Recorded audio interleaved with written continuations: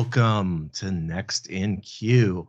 I'm your host, Rob Dwyer. This is episode 8 of Next in Queue, and doing me a favor, short notice, filling in because my planned guest actually, unfortunately, got ill with COVID. And Stephanie, get better. We'll talk to you soon. Milan Batinich has stepped up to the plate to join me on Next in Queue with almost no notice. So thank you, Milan, and welcome to Next in Queue. How are you? I'm doing really well. Thanks for having me. I'm glad I was able to fill in on short notice, and I'm excited to be on your podcast today. Well, I am excited to have you. You were certainly someone that was on my list, someone that I absolutely wanted to have on the podcast and get to know, because I think that you have a really interesting background, and I know that we're all about to learn a little bit more about that. So let's go ahead and get started with a question that you just put right out there. Why do they call you the weatherman? I was wondering what the question was going to be. That is a great question. So, two reasons. So it's a twofold response to that question. Number one, my background is weather. So before I got into contact centers 17 years ago, I was attending University of Wisconsin for atmospheric and oceanic science, which is their fancy way of saying meteorology. So my goal was to become a weatherman, a meteorologist. And yeah, so in my free time, I still chase storms in the spring and summer. But otherwise, that's one of the reasons why they call me the weatherman. The second reason that people at my organization call me the weatherman is because I have a knack, not to brag, but I have a knack at being able to predict or forecast for companies, their hiring and retention, attrition, source of things. So at work, that's the reason why I'm called the weatherman, because I do a decent job at forecasting, and it helps that I went to school for weather. Yeah. So it's also, I almost feel like, you've got one of these backgrounds that is automated. This is not actually your loft, unfortunately, or fortunately. I don't know what your feelings are on lofts with city views. It seems like we should have a weather map behind you right now. That would just be perfect. So in my actual home office, I have a weather map, a meteorology map, behind me, over my left shoulder. But today I decided I was going to work from my dining room table. And you are correct. This is not my actual background. You can tell by my hand motion here. But yes, in my actual home office, I do have a weather map. Nice. You are right there, thinking the same way that I would be thinking if that was my thing. So tell us a little bit about storm chasing, because I feel like this is a very Midwestern thing. And having grown up and lived in the Midwest my entire life, I get it. But I don't know that everyone listening to this will get it. And certainly, it's apparent that I have listeners in like 9 different countries, which shocks me a little bit. But maybe you can give some of the people out there that didn't grow up in the Midwest in the U.S. an idea of what storm chasing is. Yes, yeah, absolutely. So the main reason I storm chase is for the thrill. And so those of you that do not understand the thrill, it really hit me. So I grew up in Indiana, and it hit me probably when I was about 8 years old. And I was outside during a thunderstorm, and there was lightning and thunder, and it was exciting. And that's when this thrill started. And so, throughout my teenage years, adult life, chasing storms, the reason I do it is for the thrill. But what chasing storms is you pretty much look at weather maps, look at radars, watch the news, watch the Weather Channel, figure out when a storm is coming, where they're anticipating that it'll hit. I have many different weather apps on my phone, and on my computer to use as well to track storms. And really, it's you're tracking where a storm's going to be, and your goal is to travel to where the storm is to intercept it, either before it hits or after it hits. So the back end, ideally, it's before it hits.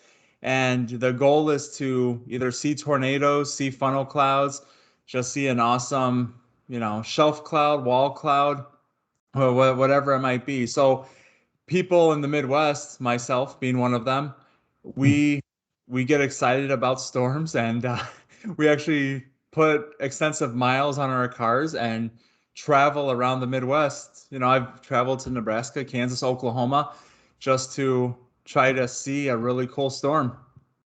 Yeah, it's a very Midwestern thing, I think. I know that we would grow up. I grew up in South Central Kansas near Wichita, and the sirens would go off, and the first instinct should be for most people, get to your safe space, which is a basement or an interior room. A lot of people instead go out to the deck. Yes. It's like, let's go out to the deck and see what we can see because we're crazy like that.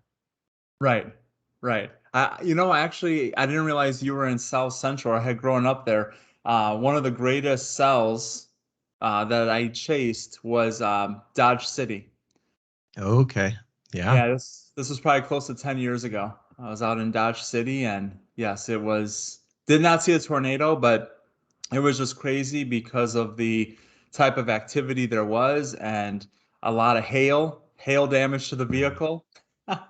That's also something that you probably don't come across. That are listening outside of the Midwest, my car is riddled with hail damage. And it's not something you get fixed because why fix it when I'm just going to get more next year? I actually just fixed hail damage on my car. I got hit this spring, and I literally stood out on the deck watching my car get pelted with Oh, hail. Took some video of it, and I thought maybe it wasn't going to be too bad, but it was pretty good size hail. And I went out the next morning, and it was dimpled front to back, just front to back. So, so you grow up in Indiana. hmm. You are on track to become a meteorologist. Yes. And then how did you get into this business? Because those are not the same. So there's definitely a story here. Tell us about this. Right. Well, and I don't think there's anyone that when they're in middle school, high school, is saying, when I grow up, I want to be a contact center manager. I want to be able to manage the customer experience for Coca-Cola or Hershey's or another brand. I don't think anyone Not in really, this country. No, you're right. I don't think people grow up with that ambition. So, senior year of high school, met my wife. And so as I'm going to college, we get married, I don't know, a couple years into college. We got married pretty young and um was like, oh, I need a support, need a job. So I took a job in a call center while I'm attending college. And then over time, just ended up working in a contact center. I guess back then it would be a call center. We didn't Yeah. have omni-channel or multi-channel. It was just calls. And decided, or let me back up, got into a sales retention type of contact center where people were calling to cancel their products or services and we were retaining them, and realized, and I had said I would never get into sales, realized, wow, I'm pretty good at this. Was never number one in the contact center, was always top 10, sometimes top five, but was never number one. But then realized I'm making more money doing this than somebody who has a master's degree and 10 years of experience in meteorology. And I'm like, as much as I love weather, how can I still be around weather, i.e., storm chasing, but do something that makes more money? And so I pursued leadership roles in the retention contact center and kind of grew within the contact center. And I've worked for Blue Cross Blue Shield of Illinois, American Express, BPOs that also manage American Express. And so just kind of worked my way up on the operation side for contact centers. But it was just one of those things where I was young and I was like, I can make a lot more money doing this than being a meteorologist. Yeah. So really it was money that caused the change. And, over the years have worked in operations, bounced back to sales. So now I'm in sales and training, learning development, and absolutely love it. Absolutely love chasing storms. Like, don't get me wrong. That is, I would say March through May here in the upper Midwest is definitely my favorite time of year. And people are like, oh, because the flowers and trees are budding and blooming and it's amazing. I'm like, no, because of the tornadoes that are tearing those trees apart. The forest. Yeah. That's definitely a different perspective than I think most people would anticipate. And I love that you bring that perspective. I really do. Yes. Now I will say I always hope and pray that everyone stays safe. That when a tornado, hits ground, that it doesn't terrorize people. Sadly, that's not always the case. But I definitely don't want people to be harmed or their homes or farms or anything like that to be harmed. But just seeing, I'm in awe of the power of Yeah. those types of storms. But yeah, so to answer your question, that's what got me into contact centers was got married, needed money, took a job in a call center, and it just kind of went from there. And that was 18 years ago. It's really fascinating to me how people move. And this comes up over and over, and you bring it up. So many people start on the front lines answering the phones in this business and then grow into leadership. And you're right, people don't think, certainly in the States. Now, this may be true, or it may be the opposite in some other countries, but in the United States, most people don't think that's a great job or something that I want to get into. And yet here they are, and they stick around, and there's just a lot going on within the business. So you talked about uh, today kind of what you're doing, but talk about some of the different things that have kind of grabbed your attention along the way, or kind of kept you busy, or what were some of the big learning opportunities that you had along your journey? Wow. Thought this was going to be easy. Hit me with a hard one. Learning opportunities. Well, I would say the biggest thing I've learned over my career is I let's call it the platinum rule. So we're trained in the golden rule, treat others how you want to be treated. But the platinum rule is treat others how they want to be treated. And I think having that mindset shift, this is probably 4 or 5 years ago, has really helped my career, has helped me as an individual. So, like the golden rule is great. Treat people how you want to be treated. Like, yes, I want to be treated well, so I want to treat other people well. But then it's more so, how does each individual person that you interact with want to be treated? So, not so much how I want to be treated, but how do they actually want to be treated? So, I would say that was number one biggest learning opportunity, biggest thing I've learned that's helped me. I would say another one is early on in my career, just the fact of removing emotion out of interactions. So not Hmm. so much feeling, so still being empathetic and showing feelings, but removing your own personal emotion. So early on in my career, it was, well, if you cuss at me, I have no problem dishing it back, right? Maybe not cussing because I don't want to lose my job, but there's the passive aggressive Midwest nice, they call it, or sarcasm, where sometimes you can come across as somebody that's unprofessional. So I would say earlier on in my career, learning that yes, you can have feeling and show feeling and be empathetic, show empathy, all those things, but don't let somebody else's emotion, the anger that they have towards your company, not specifically towards Hmm. you, affect you negatively. I would say those are the two probably biggest lessons I've learned.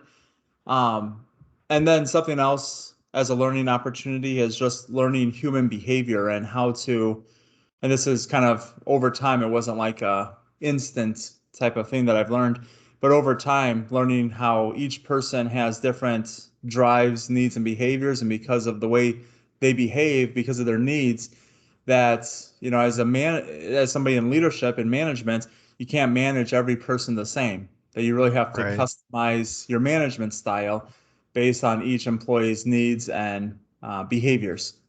So I would say those were the big ones that, and of course, little tidbits here and there over the years, but those were the big ones. Yeah, you bring up something that actually I think has come up in two of the three most recent episodes of this podcast, and that was, and I think you hit on it in a couple of different ways, and that was really changing the way that we interact with people that we manage and being mindful of what works for them. So Lewis Wilkerson joined me a couple of weeks ago, and we talked about how, he was on a sales team, and he just kind of thought that everyone wanted to move up, and then he had his rock star salesperson, and he mentioned something about them having a team of their own relatively soon, and then he immediately saw the performance dip because that person wanted nothing to do with managing a sales team. And talked earlier with Shante Smith Daniels, who is at The Economist, and she talked about her growth and understanding how to manage different people because they do have all kinds of different motivating factors that work for them. And understanding that, I think, extends then beyond the contact center into any realm of business because anytime you're managing people, understanding that they all need different things and that they're not just like you. And you mentioned the platinum rule, which I'm familiar with as well. Treating them the way they want to be treated is far more effective than treating them the way that you would want to be treated because they're not you. Right. Yeah. Yeah, that's true. So I wonder then. So one of the other things that you do today is you're a talent optimization partner at Predictive Index, and I'm wondering um, how much of kind of what we're just talking about plays into that and that product. Yeah, so a lot of it does. So I'm a certified partner of Predictive Index or a reseller of the product, and we service our clients as well. But what that is it's really a pre-hire to retirement tool. So it can be used on the front end by completing job assessments and developing job targets to hire the right individuals through coaching them appropriately based on how they need to be coached or managed, and then all the way through engagement and until they retire. And so when I talk about drives, needs, and behaviors, that's really a lot of what that tool measures is we all have four primary drives, but it's how those drives are situated that determine our behaviors, our personality. And so our drives predict our needs, and then our needs cause behavior. So, well, what I really try to do and help companies with, and what I speak about a lot, is how can we adjust our style to reflect what the other person we're interacting with needs. So if I know that you have specific needs, if your needs are to interact with individuals on a daily basis, then it wouldn't be ideal for you to have a type of position where you're never going to talk to anyone, where you're sitting in a closet all alone and for 10 hours a day, you don't get to talk to anyone. So it's really aligning people's talents or their people with their jobs. So my profile, my natural behaviors are a good fit for a sales role. So it fits well that I'm in sales. And I like variety. So it fits well that I like to go seek out storms and danger. Those types of things. So it's just really based on each individual person's needs on, okay, what are their needs? You know, do they like public or private recognition? Are they the type of person that needs to be alone, working, very heads down analytical? And then what are their behaviors? And if you don't put them in the ideal type of job or ideal type of work environment, then it drains their energy level and they become exhausted. And then when you have an exhausted employee, they become disengaged. Disengagement leads to attrition. So a lot of what I speak about to groups like SOCAP, PACE, ICMI, and other HR groups as well is, okay, how can you align your people with your business strategy or with your job roles? And so, yeah, so a lot of what I was talking about earlier about like the platinum role and coaching, managing people appropriately, really a lot of that comes from Predictive Index. And how did you get into that? So where were you introduced to that? Yeah, so so let me back up here. In 2013, I interviewed for a job with a staffing company out of Chicago, and I had to complete a behavioral assessment. And shortly after I completed it, the president of that company was like, here's your results. And I'm like, yeah, it's me, but they all are pretty well aligned with who I am. Sure, that sounds like me. Well, he wanted to hire me. I turned down the job. Over the course of 5 months or so, he would reach out to me about once a month saying, hey, really still want you to come on board. Are you interested? All of those things. And so finally, March of 2014, I came on board with his organization at the time and I reported directly to him. He was the president. And my responsibility with the company was to expand the company geographically. Up to this point, they had been in business for 30 plus years. They were only in the Chicago market, so Okay. Chicago and the suburbs. And so I was brought in to expand the company geographically. And so I sold and opened up branches all over Wisconsin, Minneapolis, Michigan, and Northern Illinois outside of the Chicago suburbs area. And so he told me you can hire whoever you want, but show me their behavioral assessment results before you hire them, and I'll let you know whether or not they'll be a good hire based on their behaviors, and if there's any red flags to look out for that you may not want to hire them because of those red flags. And I'm like, okay, deal. So about 5, 6 months into employment there, I wanted to hire a sales rep in Milwaukee. And up to this point, I had used PI, but I'm like, whatever. It's just a tool. I go based on my gut feel, my background, my experience. And so, fall of 2014, I was interviewing a sales rep in Milwaukee, and I showed him the profile. And he said, I know I told you you can hire whoever you want, but please do not hire this person. And being younger 7 years ago and a little bit more stubborn, I'm like, you said I can hire whoever I want. So I'm going to prove you and I'm going to prove PI wrong. And so he's like, here's the issues you're going to have. Within 6 weeks, you're going to want to fire this person for three specific reasons. Number one, they're not going to get along with your ops manager that's over that branch. Number two, they're not going to perform well.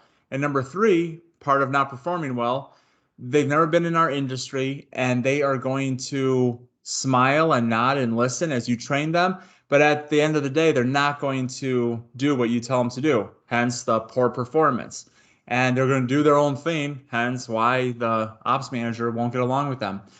He said within 6 weeks, you'll want to fire them for those three reasons. Well, within 4 weeks, I wanted to let this person go because I had hired them because of three specific reasons. And they were the exact reasons why he said. So that's kind of when I drank the Kool-Aid of PI and, behavioral analytics and the behavioral science as a whole.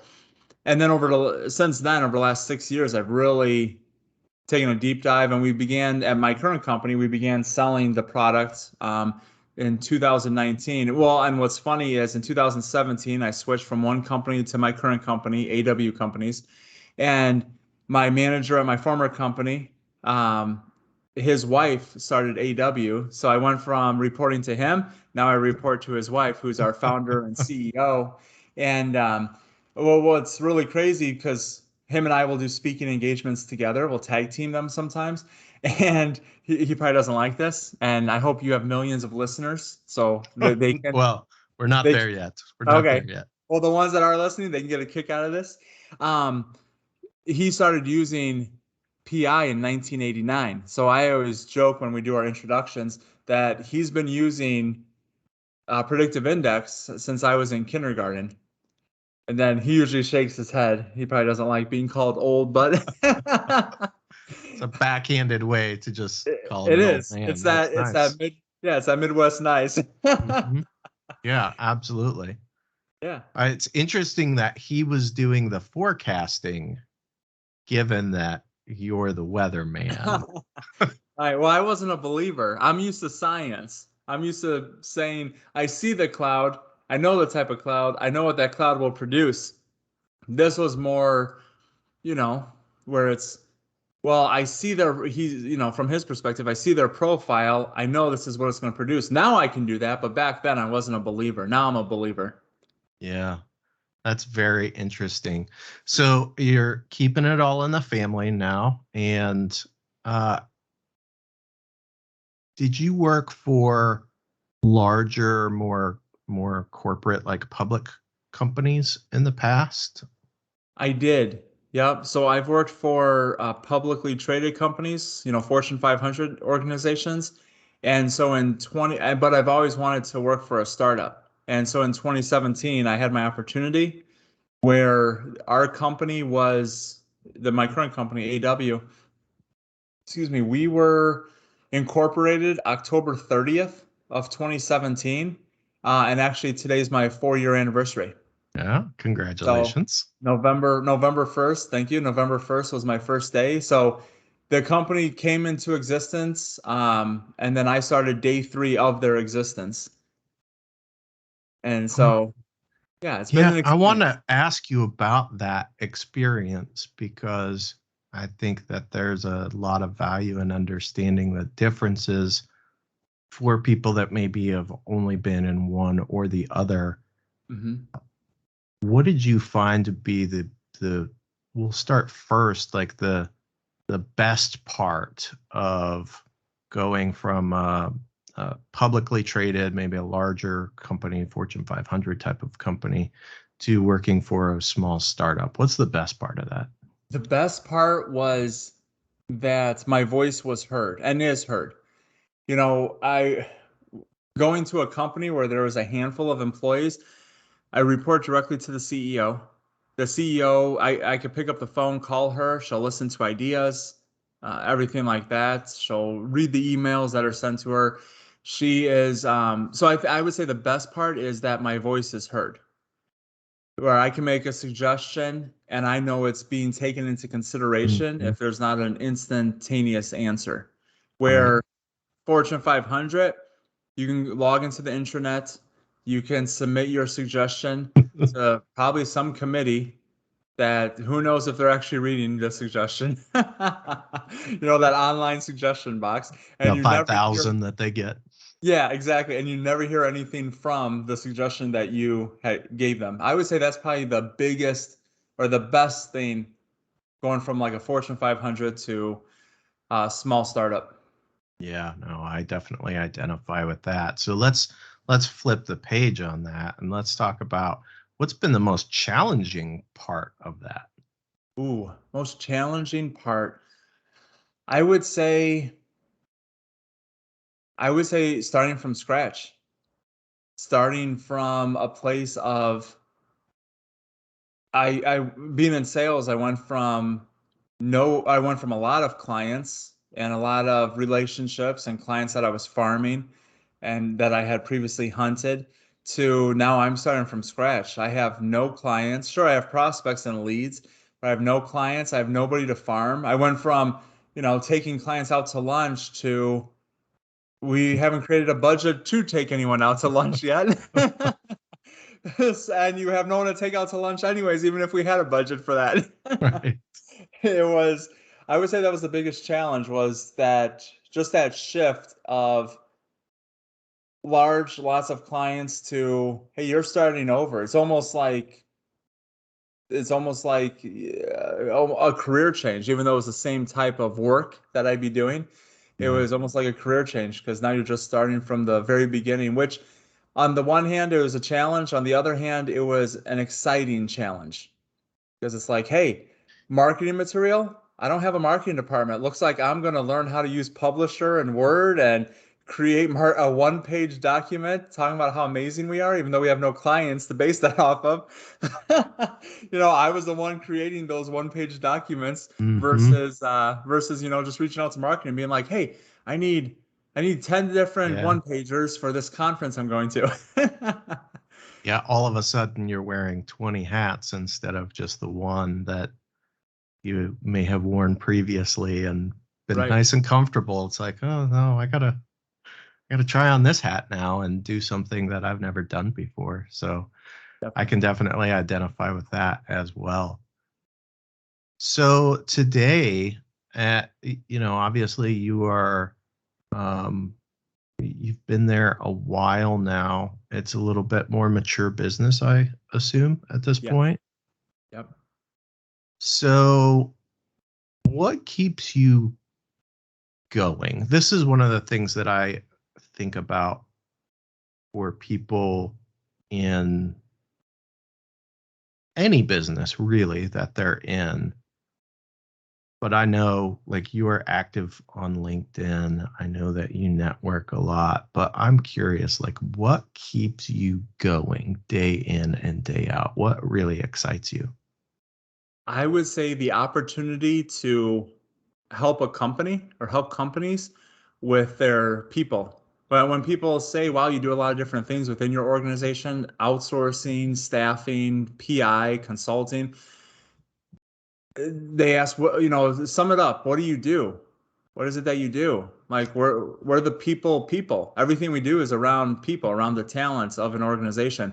So that really keeps me motivated and disciplined to continue, even if I have a bad day, but to continue forward is being able to help companies with their talent strategy, with their people.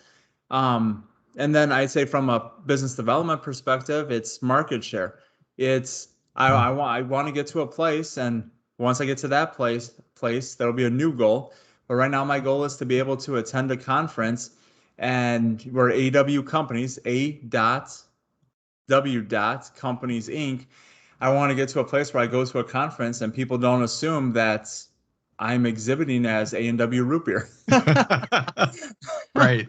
Or I want to get to a point where they're like, AW, never heard of you. What do you guys do? Which is always fun to have those conversations, but to get to a point where people know who AW is and that's I've never heard of you guys. Who are you? Yeah, no, I know exactly what you mean there. So I need to go back to something because it's been bugging me this entire conversation. You grew up in Indiana and you're a Purdue guy. Yes. That is not where you went to school. I was surprised at first, or surprised that that hasn't come up.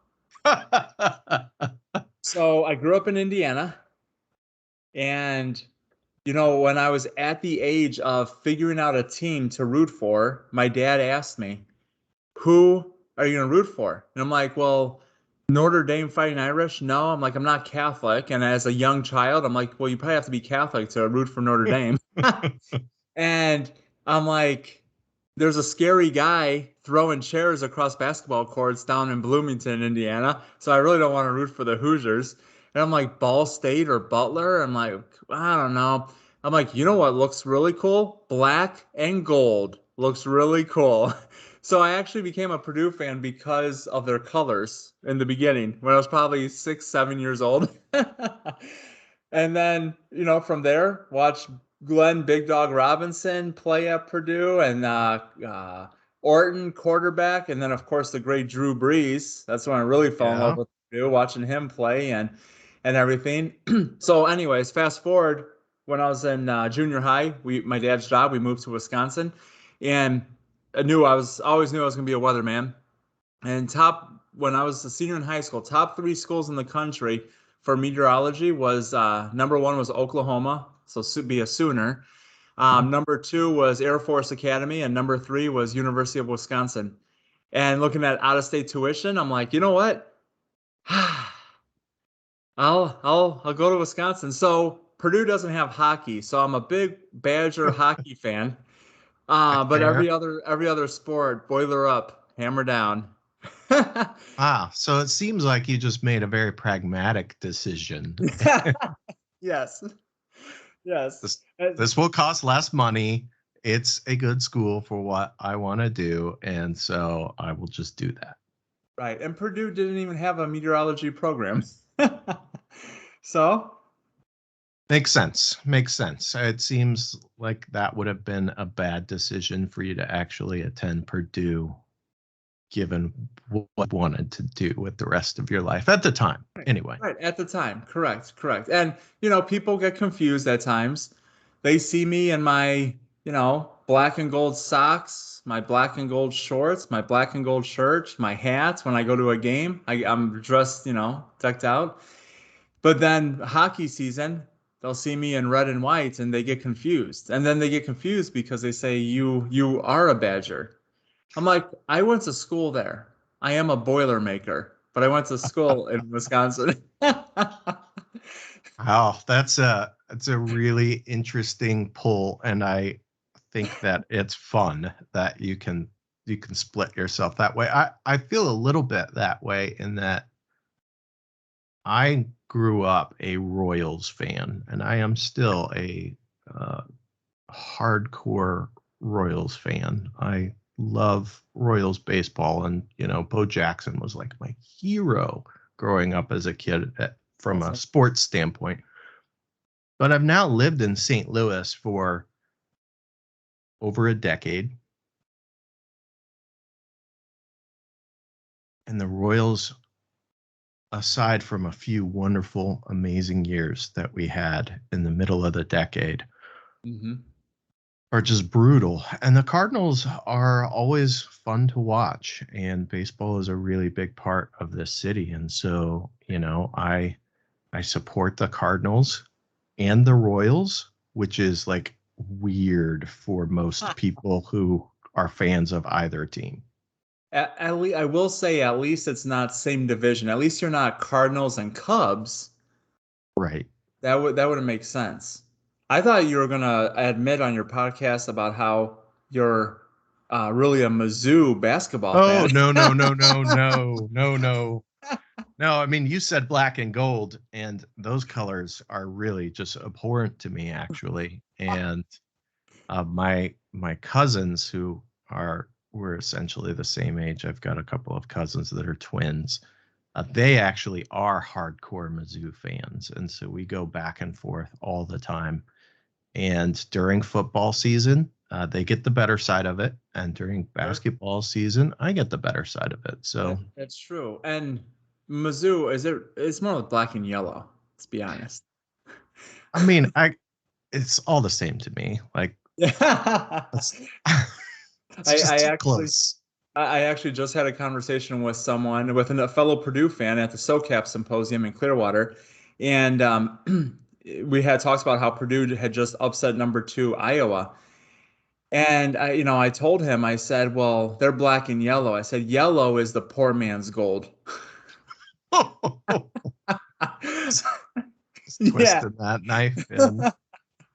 I'm sorry, Iowa fans.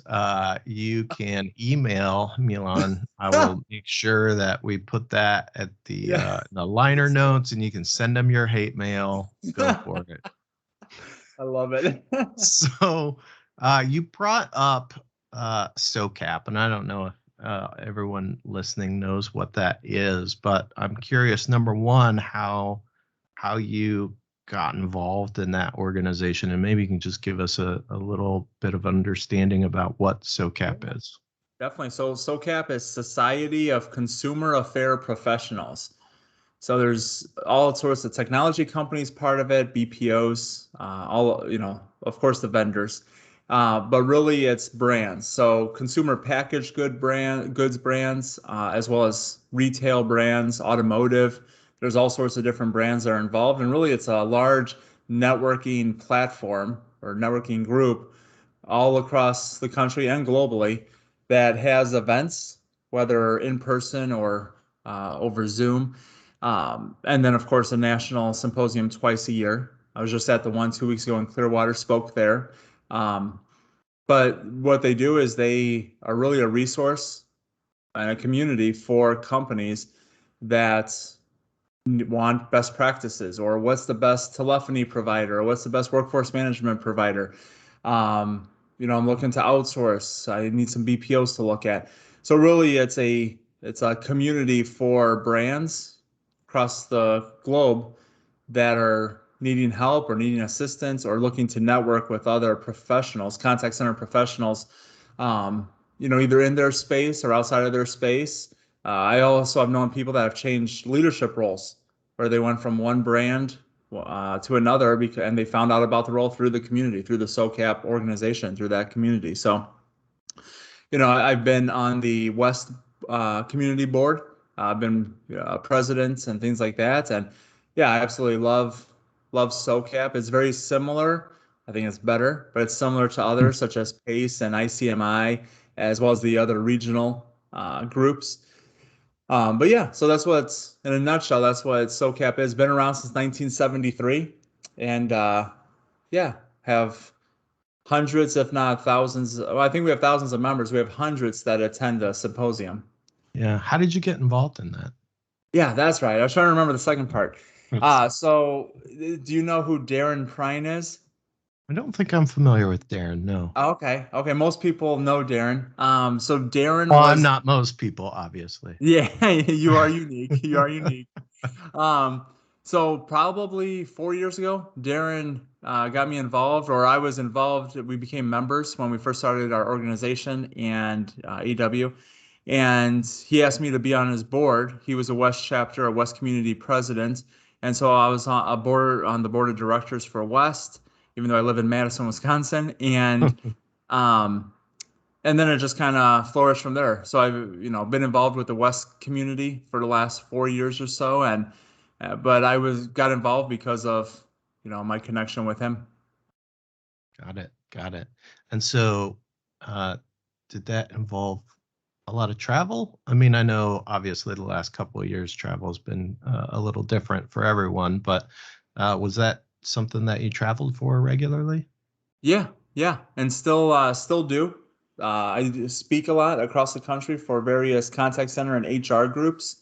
Um, But yes, 2020, of course, not so much travel. 2021, it started to pick back up again. 2022 is looking to be a really good year for being able to travel around the country, speaking, exhibiting, those sorts of things. And I'm definitely looking forward to that. My personality is I need to be around people. I have a high drive for social interaction, so I'm happy that in-person events are starting to happen again. Yeah, I imagine. I was really excited. We had an event and then it got moved and Oh, turned into a virtual event. And I was very disappointed. I was like, I finally get to travel again. It had been a long time. So maybe next year. I'm great. curious to hear from you. Okay. You talk a lot about speaking at different events, and it sounds like you've got a lot of experience. But I'm wondering, what was your first speaking engagement, Oh man. and how did that go? So I'll answer the back part of your question first. So it went better than I thought it was going to go because I was extremely nervous. So I was actually at a SOCAP regional event, and it was I want to say it's maybe 2018, and we were in San Diego. What we did was uh, we had an event. So we had, I think, 3 or 4 speakers at the stadium where the Padres play. The name of it's slipping my mind right now. Petco. Petco, thank you. Yep. It wasn't Qualcomm, but Petco. And so we had rented a room. So I spoke there, and then afterwards, the activity was watch a Padres game. So I watched the Padres play Nice. the Cubs in San Diego. And so that was the first time I spoke. And I had done other things before where you know, if you sponsor something, you get a 5-minute commercial. I had done that before. But this was, you know, a full 45 minutes to an hour. And so it went, like I said, it went better than I expected. It was nerve-wracking because I was, I believe, the last speaker at that event. And all I remember is the chairs. I don't remember really what I talked about. I remember the chairs because I was sitting in a chair and the chair was like half broken. So through each of these speakers, and there was probably 30 people at this event, 40, somewhere around there. And anytime I would kind of like move in my chair, it would break a little bit more. And Oh, I couldn't no. just like get up and be like, hey, everybody, I need a new chair. So all I remember is the chair and sweating bullets, hoping that my chair wouldn't collapse, like right before I got up to speak. So I'm like leaning on the table in front of me, like Uh, putting as much weight on the table as I can and just hoping it would not snap. and, and yeah, it seems like maybe there was just some relief to like stand up and talk at that point. there was. I did not want to sit any longer. But it was a successful event. It was good. Like I said, it went better than I expected. Was definitely very nervous. Now, I really don't get nervous when I get up to speak. I would say on average, so I really started speaking in 2018. 2019, 2018 I had a few speaking engagements. 2019 I had probably about 12 to 15. 2020 I had scheduled 26. Wow. And of the 26, I ended up doing 3 because of COVID. Right. And it took me the longest time to adapt my presentation to virtual. At first, I was like, nope, can't do it. I'll wait till the pandemic's over. And people are like, can't you figure it out? I'm like, okay, fine. I like a good challenge. I'll figure it out. Definitely not as good as being in person because it's very interactive. Right. And then I'm hoping, and then this year I've probably had 7 or 8. I have a couple more at the end of the year, so I'll probably end up with about 10. And then now I'm planning next year's speaking engagements and the go on the speaking tour.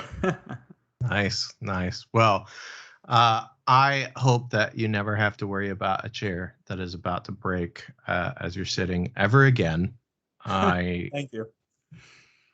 know that that must have been absolutely nerve-wracking, but it seems like a great way to boost your relief and confidence as you're actually getting up to speak for the first time. So who knows? Maybe there was something really good that came out of that. Right.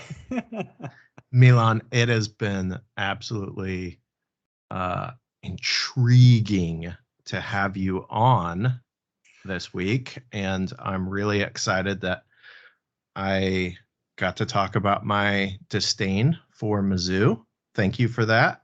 You're That's welcome. something that hasn't come up on the pod yet, and I feel like it's important for people to understand that I don't dislike you just because you're a Mizzou fan, but those colors, I just can't abide by them. Rock chalk, baby. Oh no. Oh, you know And what?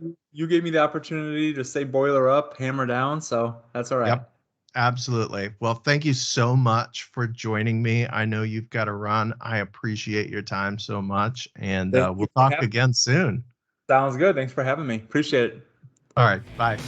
Bye.